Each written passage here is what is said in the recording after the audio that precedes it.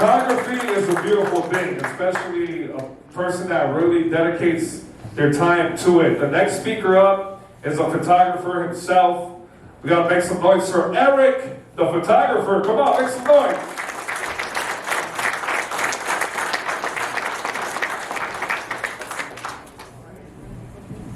Gil, thank you, first and foremost, for getting us all here. I don't want to take too much of your time. Do you got the video ready? So, I'm a first generation Chicano from San Diego, California. And last year, I took it upon myself, pulled my own money, my own resources to go South Texas on the Rio Grande River because of all the migrants that were coming from Latin America, not just Latin America, but from all over the world. Because it was just something that you see on the TV, you see on the internet, and it looks too, you can't really believe it until you see it with your own eyes.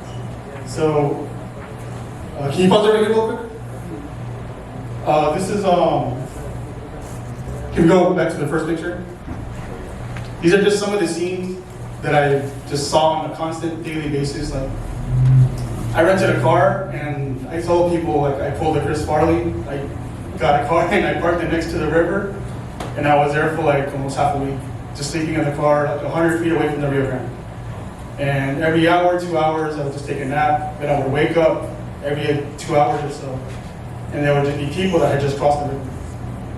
Women with kids. As you can see, this mom, I don't know if you can see this, but this mom was breastfeeding as she crossed the river and as she came into America. You can let it grow, I saw coyotes with my own eyes. I was like 6 feet from coyotes, like this, just bringing people over every 20, 30 minutes or so. I was like 3 feet away from these people right here. I watched this guy make first contact on American soil. I don't know where he came from, but it was just really interesting and amazing to see people just risk their own life, their own well-being. They're not even, they don't know if they're gonna make it. Can you pause right here real quick? This is one of the most disturbing and I think disgusting things I've ever seen with my own eyes on American soil. This little boy, I'm never gonna forget him. His name is Hector, and he's 8 years old. I got to talk with him. He was an unaccompanied minor from Honduras, and I got to talk with him. He was exhausted. The whole time I was talking with him, he didn't move from this position at all. And I told him, "Why are you here on your own? Where's your mom and your pop?" And he said, "I don't have a mom and a dad." And I was like, "Well, who's taking care of you in Honduras?" And he told me my tia was my guardian in Honduras, but she didn't want to take care of me anymore because she wanted to go start a new life in Spain. So she paid for my way to come up here, and this is where I am now, because she thought this would be a better shot of me being here versus being in Honduras. Keep it there for a second, please. Before I forget, I just want to read some numbers with you guys about some of the stuff, the crossings that have been happening. So this number's from last year.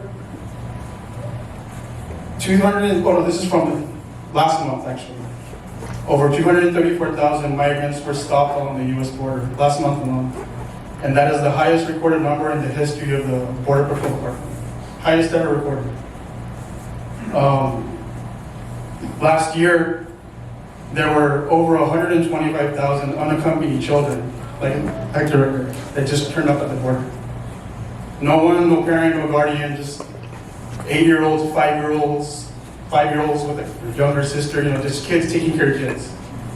While we were there, I was with a bunch of colleagues on the border. When we learned about that number, we also learned that a third of those kids, after being taken in, they just went missing. They're unaccounted for. So no one knows where they are. No one knows if they went into some good hand or not, or if they're, or what, but we just know that they're lost in the system now. So it's really disturbing to know that a third of 125,000 is, no one knows where they are. No one knows if they're alive or if they got sent back. But that's just the reality of what's happening right now on the border. Not just in Texas. You can go to New Mexico, Yuma, even in the central, it's starting to, things are just starting to become worse. You can let it go. This is a video. These people came from Cuba, I believe, and this is like the moment they came over the river. And you can see how just emotional this this moment is for them, you know, just making it onto American soil. And when I got to spend time on the border, I was there on my first trip for like almost a month straight. I was supposed to be there for 9 days, but I ended up staying like just under 4 weeks. And this was just like one of the biggest reality checks I've ever had in my life. Just realizing, no matter how poor I was growing up, and how my friends were poor growing up, that I am so blessed and so lucky to be on this side. With the struggles that I obviously had, you know, this is just, can you pause it really quick?